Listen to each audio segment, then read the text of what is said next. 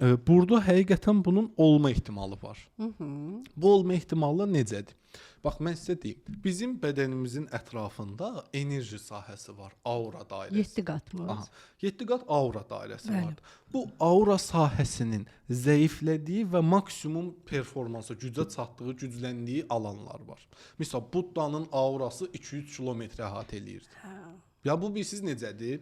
Deyək Murad oturub burada, siz deyək küçədən keçirsiniz. Bu Muradın enerjisi buradan vurur sənə ki, elə bu Murad buralarda bir yerdədir. Məsələn, sən molla gedə bilərsən, 28 moldasan, gənclik moldasan, içimə bir hiss damır, el dilində deyirik, ürəyimə bir şey düşür ki, elə bir burada tanıdığım biri var. Onun elə bir qoxusunu, enerjisini alırsan.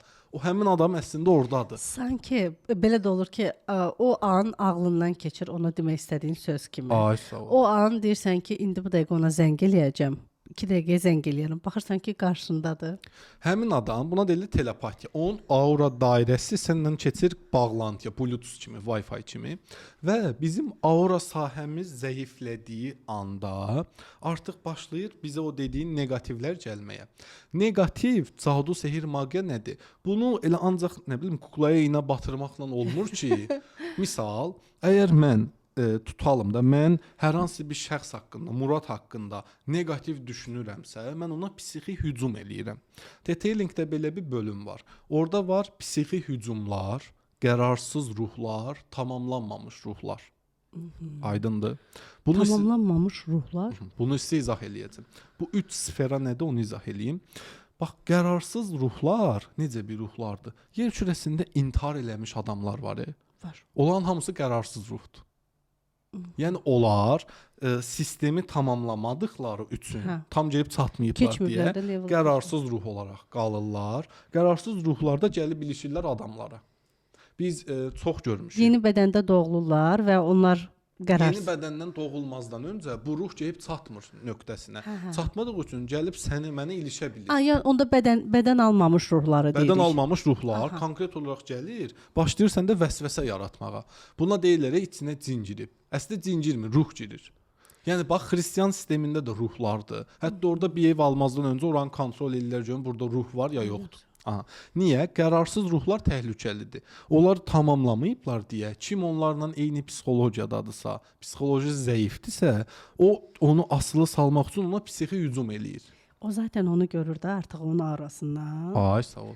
Və gəlir o auraya, baxırsan elə bir. Baxırsan görüm kimin ötürdüyü maqnit zəifdir, gedir. İndi baxın, hamilə qadınları fikirləşin. Hamilə qadın uşaq doğurur. O doğanda 40 gün müddətində onlar qorunur. Niyə? Çox zəif olurlar onların auraları. Çünki o auradan axı bir dənə də insan çıxdı deyə, o elə bir ikiyə parçalanıb. Bu öz aurasından pay verdi ona və bu başlayıb zəifləməyə. Zəifləməyə başladığı üçün onun yediyi qidadan tut, otağa girən adamlara qədər qoymurlar girsin.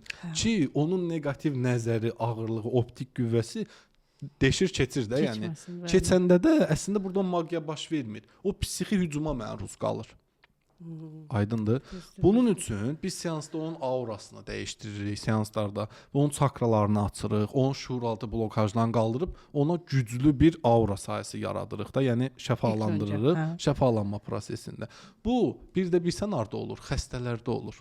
Xəstələnən insan get-gedə aurası zəifləyir və sən onun simasına baxanda görürsən ki, o belə tam halsız deyə, əslində o an psixi hücumlara çox açıqdır. O anda. Ona görə adi sənin istiliyin qalxsın, tam halsız ol, aura dairən düşür və sən başlayırsan halüsinasiya görməyə. Yəni deyirsən ki, divarda o niyə hərəkət eləyir? Aydındır? Sən şizofren kimi olsan, illüziya görürsən. Əslində sənin gördüyün realdır. Amma idrak eləyə bilmirsən. Necə realdır, başa düşmədim. Bax, yəni onda divarda görürəmsə nəsə gəzir, düz görürəm gəzdiyini. Əslində həmindən belə deyim də, üçüncü göz deyirik, bəsirət göz. Əslində o real açılır və sən elə bu boyutdan çıxıb gerçəkləri görməyə başlayırsan. Prosta normal cəmiyyət onu qəbul edə bilmir axı. Deyir orada heç nə yoxdur, sən boş şeydir görürsən. Başa düşdüm. O bir çox psixoterapevt, psixiatr öz əsərlərində qeyd edir ki, bəzi şizofren xəstələri belə əslində onlar realı görür. Biz görə bilmirik deyə onları dəli adlandırırıq. Onlar bizdən də ağıllıdır. Okay, başa düşdüm. Bu belə.